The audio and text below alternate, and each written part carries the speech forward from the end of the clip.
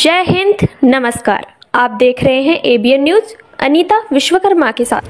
भदोही जाम के जाम से मुक्त हुआ जंगीगंज धनतुलसी मोड़। अभियान के दूसरे दिन भी यहां सख्त रही संयुक्त पुलिस टीम। जी हां, जंगीगंज धनतुलसी मोड़ पर कई दिनों से बिगड़ रही यातायात व्यवस्था को भांपकर संयुक्त पुलिस सतर्क होने के साथ ही सख्त भी नजर आ रही है। सप्ताहव्यापी अभियान के दूसरे दिन संयुक्त पुलिस टीम जहां अंडरपास ब्रिज से लेकर मोड़ और उत्तरी दक्षिणी लेन की सर्विस लेन पर की गई चहलकदमी न सिर्फ सार्थक नजर आई, बल्कि वह लोग दूर दूर तक नजर नहीं आए जो 24 घंटे पूर्व तक यातायात व्यवस्था में विघ्न डाल रहे थे। सूत्रों का मानना रहा कि जंगीगंज धनतुलसी मोड़ एक ऐसा जंक्शन है जहां से जनपद के हर एक कोने से लोगों का आवागमन होकर वाराणसी प्रयागराज मुख्य हाईवे सराय 34 रेलवे हाल्ट और वाराणसी प्रयागराज की ओर रुख करते हैं। गर्मी की आहट शुरू होने से अब तक अस्थायी दुकानदार, अंडरपास ब्रिज, डग्गा मार्ग, वाहनों की भरमार सिर्फ मोड़ पर प्रभावी रहती रही। यातायात में व्यवधान के दौरान जब कोई टोका टकी करता तब विघ्न डालने वाले स्थानीय होने का रौब गालिब कर मारपीट करने में देर नहीं करते। सीओ यातायात राजीव कुमार ने बताया कि मामले की शिकायत एसपी तक पहुंचने पर सप्ताहव्यापी अभियान चलाया जा रहा है। अभियान के बाद भी सख्ती जारी रहेगी। आइए रुक करते हैं भदोही की ओर, देखते हैं भारत की बात राजेश तिवारी के साथ। में हमारे कप्तान सर का ये मुख्य उद्देश्य था कि इसको अतिक्रमण, जो भी भदोही में अतिक्रमण वाली जगह है उनको अतिक्रमण मुक्त कराया जाए और यातायात जिससे बाधित हो रही है यातायात को सुगम बनाया जाए। इसी के तहत हम लोग जंगीगंज को अभी पिक किए हैं और ये हमारा मुहिम है कि लगभग एक हफ्ते कम से कम हम चलाएंगे इस पर लगातार मुहिम। और इसमें हमने NHI को भी साथ में रखा है, इनका भी पूरा भरपूर सहयोग है, इनकी मशीनरी से हमारे साथ। पहले तो हमने घूमकर सारे दुकानदारों को, ठेले वालों को पहले वार्निंग दिया गया, इनको समझाया गया है कि 1-2 दिन का मौका है, आप लोग हटा लो, नहीं तो हम चालान करेंगे। इसके तहत कोई खास इस पे असर नहीं दिखा है।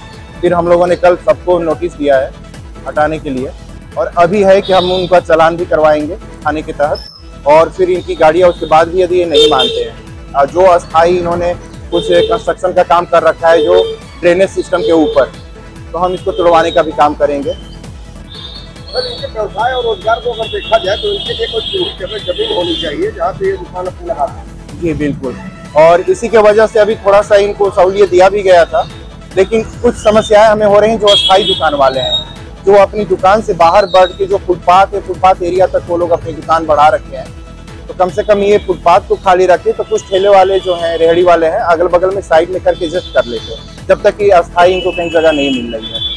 तो पहला हमारा तो उद्देश्य है कि जो अस्थायी दुकान वाले हैं और ये जो फुटपाथ तक अपना अतिक्रमण बढ़ाए हैं इनको हटवाया जाए और ठेले वालों को भी उन जगहों से, स्पेशली जहाँ पे चौराहे हैं, क्रॉसिंग है, उससे कम 20 से 25 मीटर चारों तरफ ठेले और ये जो ई रिक्शा वाले हैं जो बीच में कहीं भी रोक के गाड़ियाँ लगा देते हैं, तो इनको हटवाया जाए। सर, एक चीज और देखा जाता है कि ब्रिज के दोनों तरफ जहाँ टर्निंग है, यहाँ ई रिक्शा और रिक्शा वालों की इस तरह से पार्किंग होती है, इस तरह से खड़े होते हैं, जिसको लेकर के आए कि यहाँ जाम और ट्रैफिक से उसका सामना लोगों को, तो इनके लिए क्या है?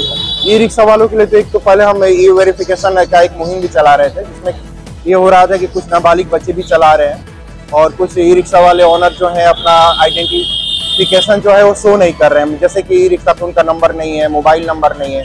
तो इसके तहत भी हम लोग मुहिम साथ में चलाए हैं और ई रिक्शा वालों को हिदायत भी दी जा रही है कि जो भी चौराहा है, टर्निंग पॉइंट, वहाँ तो नहीं लगाएंगे, नहीं कर रहे हैं, हम उनको चालान कर रहे हैं। लगभग हमारा रोज 100 से 150 चालान हम लोग ई रिक्शा को कर रहे हैं।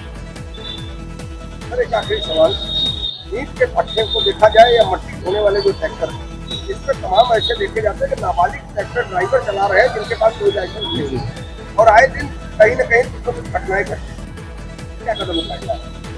चलिए, में थानों के तहत और खनन विभाग मिलकर इस पे कार्रवाई कर रही है और बहुत सारी गाड़ियां ऐसे पकड़ी भी जा रही हैं और हम इनको सीज कर रहे हैं। जो भी ऑनर अपना टीनेजर को रखे हुए हैं, किशोरों को जो रखे हैं, उनको पकड़ने, ऑनर के खिलाफ कार्रवाई हो रही है, गाड़ियां इनकी सीज हो रही है। इसमें पुलिस और खनन विभाग मिलकर साथ में कार्रवाई कर रहे हैं।